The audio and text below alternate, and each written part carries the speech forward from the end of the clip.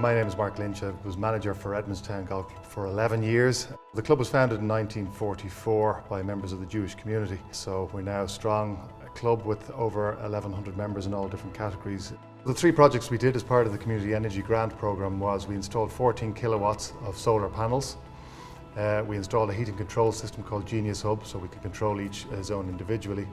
And then we installed 2 EV car charging points for use by our members and guests.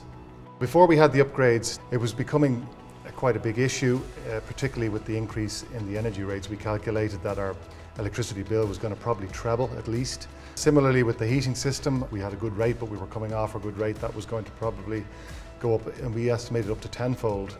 So overall, we felt that our energy prices could have gone up from circa 30,000 euros a year to anywhere up to 70, 80, 90,000. So once we got the initiatives installed, we have our solar panels up now just a month. We've already generated 1.7 gigawatts of electricity, which is going to have a huge effect. One of the prime benefits is that this is going to save the club money in perpetuity.